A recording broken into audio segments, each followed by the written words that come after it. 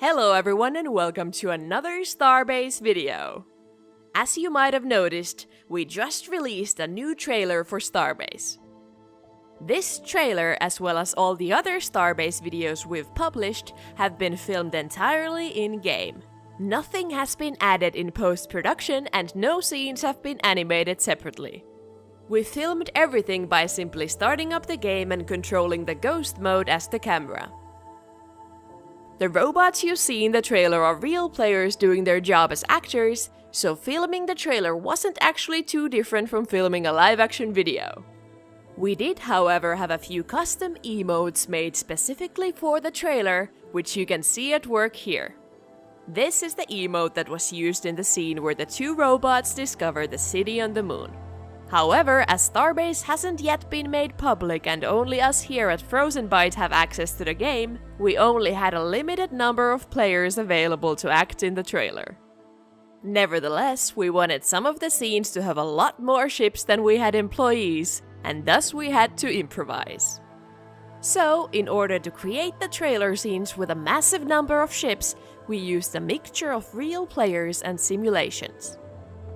This video will explain how we created these scenes and why we were confident enough to use the simulated ships by explaining some of the underlying technology and the stress tests we've performed. At first, all of the extra ships we used were just ships that had been modified using the in-game programming language.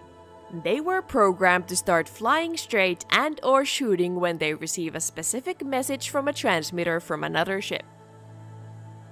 So, for example, in this scene, we had one person whose job was to change the transmitter's message to A so that the ships start flying. Thus, we were able to film these scenes easier by not having to bother any extra people just to pilot a bunch of ships.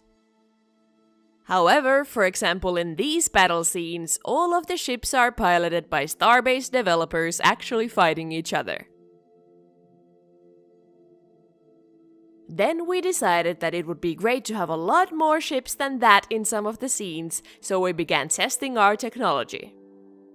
So here we are testing the rendering performance with 1,000 ships.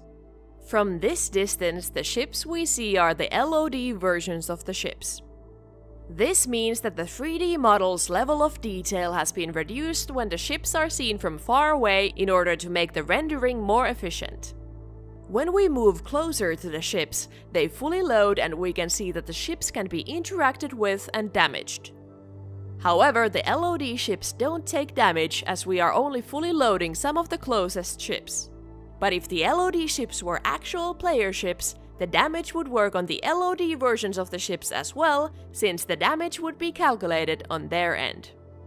Now let's move on to testing Netsync. Let's add 1,000 ship LODs that are spinning, which is the most demanding on the networking side. Here we can see what this looks like for the player that is currently the host. In the corner there's the same view from another player who is a client.